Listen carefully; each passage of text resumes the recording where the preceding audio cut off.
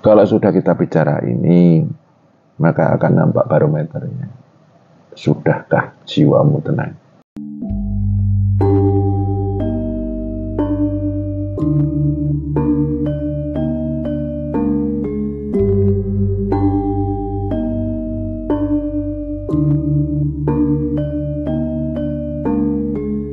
Kalau kita bicara tentang kebahagiaan, siapa yang gak mau bahagia? Dan siapa yang tidak ingin bahagia? Semua orang mendambakan kebahagiaan di dalam hidup dan kehidupannya. Apabila kita bicara dunia spiritual, dunia tarekat, yang kita olah itu bukan rasa bahagia itu, karena ukuran kebahagiaan dari masing-masing orang itu beda-beda, sesuai dengan keadaan pribadi masing-masing.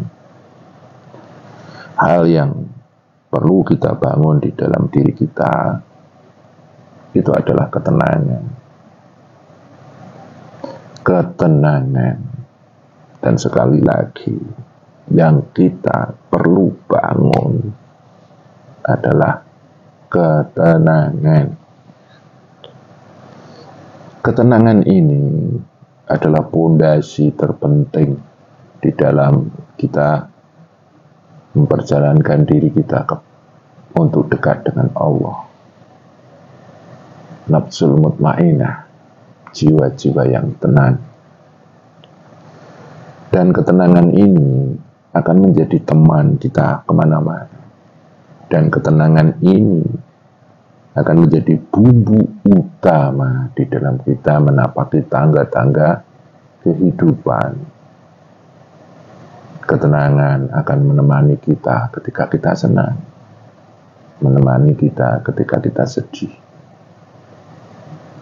Ketenangan akan menemani kita ketika kita kaya, ketika kita miskin, ketika kita dihina, difitnah, direndahkan, bahkan dianggap sampah. Ketenanganlah teman yang paling indah. Kemana kita akan pergi, dimanapun, kapanpun, dan apapun keadaannya.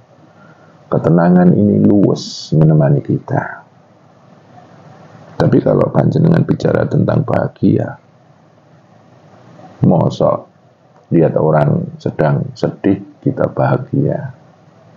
Kita sedang melihat orang kehilangan keluarganya, mosok kita mau bahagia.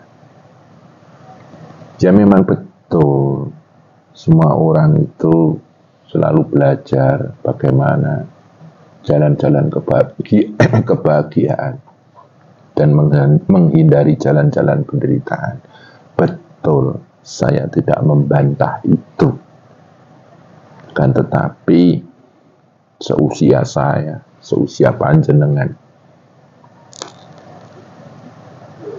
yang kita bangun adalah ketenangan.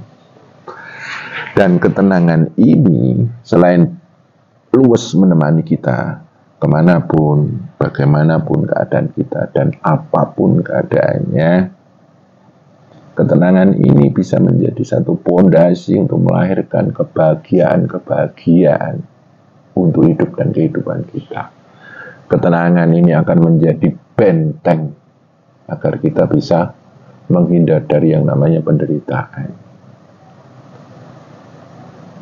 Ya memang kadang ada satu pepatah mengatakan, yang penting bahagia. Ada kayak gitu.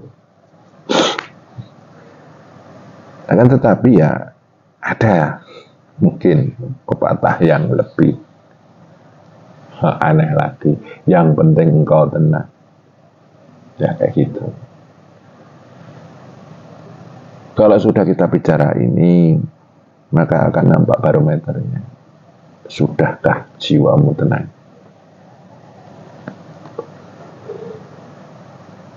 Tanpa ketenangan, hal yang ada di hadapan kita akan menjadi satu potensi-potensi yang tidak jelas. Ketika engkau kaya, jauh dari yang namanya ketenangan, bisa. Ketika engkau miskin, justru engkau lebih tenang, bisa.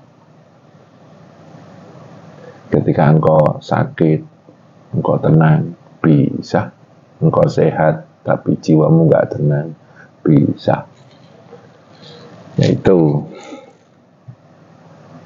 coba kita sesekali duduk di hadapan cermin, kita pandang wajah kita. Apakah kita sedang melihat wajah seseorang, wajah diri kita maksudnya, seorang diri yang sudah tenang ataukah belum? Ya ada sih pesan guru kita dulu kan, intisari manusia itu adalah ketenangan. Makanya belajar mengolah ketenangan itu sama saja belajar menjadi manusia. Dan kita pernah mendengar ungkapan bahwa wujudnya manusia, tapi bisa kesifatan macam-macam makhluk selain manusia. Contohnya, wujudnya manusia, tapi kesifatan jin. Cirinya adalah jiwanya selalu penasaran. Wujudnya manusia, tapi kesifatan setan.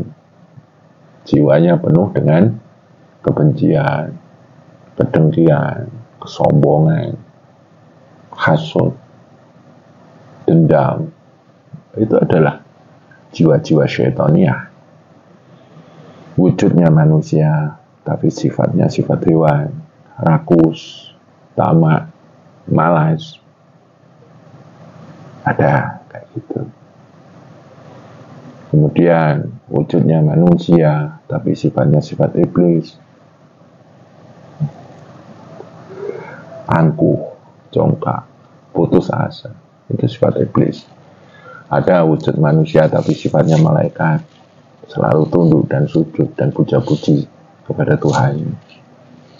Dan yang sering merusak sifat kemanusiaan kita adalah sering makan buah kuldi. Makan buah kuldi itu ada yang mengartikan suka gerusak-gerusu, suka buru-buru, mengambil suatu keputusan yang terburu-buru, dan akhirnya penyesalan yang kita dapatkan.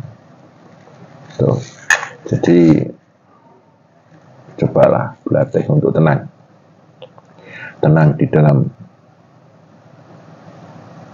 kesendirian, tenang di dalam keramaian, tenang di dalam kemuliaan, tenang di dalam kehinaan, tenang di dalam serba berkecukupan, tenang di dalam serba berkekurangan, tenang saat kita sehat, tenang saat kita sakit, tenang di dalam menjalani hidup dan kehidupan, tenang di dalam menjalani ibadah, tenang di dalam menjalani zikir, sholawat, dan lain sebagainya. Itu perlu kita latih. Jiwa-jiwa yang tenang ini adalah jiwa-jiwa yang kokoh, jiwa-jiwa yang tegak, jiwa-jiwa yang benar-benar bisa mengendalikan keadaan, mengendalikan situasi dan kondisi, mengendalikan diri, mengendalikan unsur-unsur diri, baik cipta, rasa maupun karsa, mengendalikan semuanya. Nah, ketenangan ini akan menjadi satu kualitas tauhid rububiyah kita. Di dalam keteraturan semesta ini ada bermacam-macam warna, kita bisa tenang apa enggak. Kemudian secara tauhid mulukiyah, ketenangan ini akan membuat kita menjadi titik pengendali. Kemudian Di dalam tauhid uluhiyah, ketenangan ini akan memaksimalkan kesujudan kita kepada Tuhan kita, Allah Subhanahu wa Ta'ala. Belajarlah untuk tenang. Kenapa ada semedi, ada meditasi, ada kontemplasi? Tujuan utamanya pasti diawali dengan ketenangan, dan bahkan memperjalankan diri menuju kepada Allah itu pun modalnya adalah ketenangan. Dan Allah akan memperjalankan hambanya yang mempunyai jiwa-jiwa yang tenang itu. Ya ayatun nafsul mutmain irji'i, itu, hai jiwa-jiwa yang tenang, datanglah, datang kepadaku. Tuhan memanggil. Itu. Saya ngomong kayak gini aja, perlu ketenangan. Diskusi sama jenengan juga perlu ketenangan, karena tanpa ketenangan diskusi kita akhirnya menjadi satu diskusi kosong, tak bermakna. Tuh. Ya, satu diskusi yang penuh dengan emosional, diskusi yang bersifat labil secara psikologis. Gitu. Nah, secara psikologis juga ketenangan ini sebagai satu barometer kestabilan kita itu jiwanya labil atau stabil. Gitu. Dan banyak sekali simpul-simpul hidup atau unsur-unsur hidup dari banyak macam warna dan banyak dimensi. Di sana ketenangan sangat diperlukan.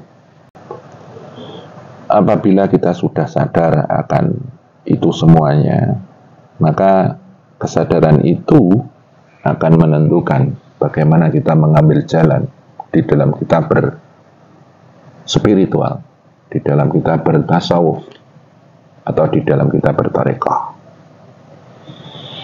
Dan selanjutnya akan menentukan bagaimana kita memperjalankan diri ketika kita bertasawuf, ketika kita berspiritual.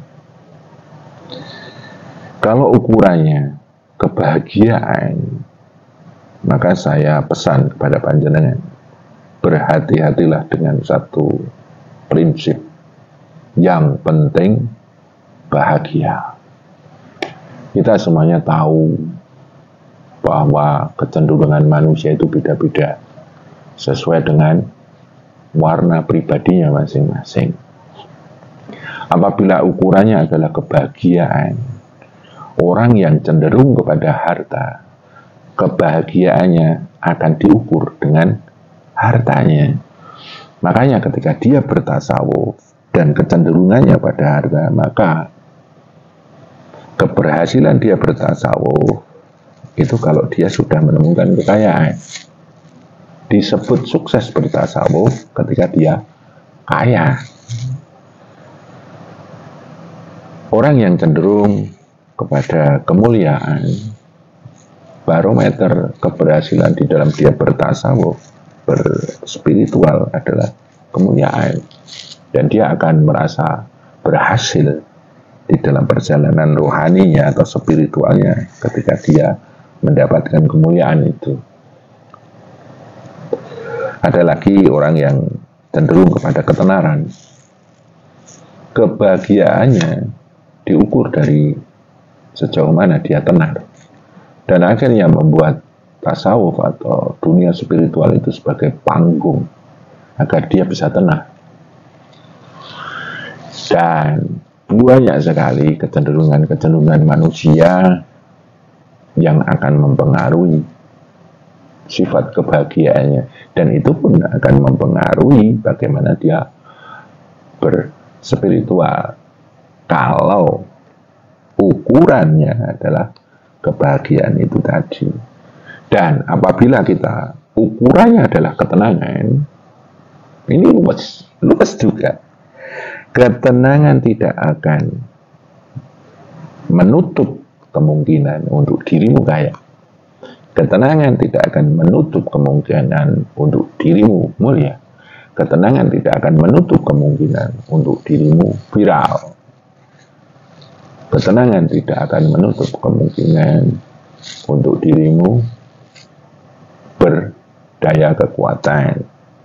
Jadi ketenangan itu bisa menjadi teman saat engkau mulia, atau sebaliknya saat engkau kaya, atau sebaliknya saat engkau terkenal dalam panggungmu di spiritual, atau sebaliknya.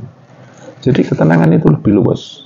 Cobalah tetap jaga ketenangan, bangun ketenangan, dan olah ketenangan itu. Lama-lama engkau akan dewasa, karena ketenanganmu benar-benar akan diuji oleh situasi, kondisi, dan keadaan yang selalu menyertai dalam hidup dan kehidupanmu.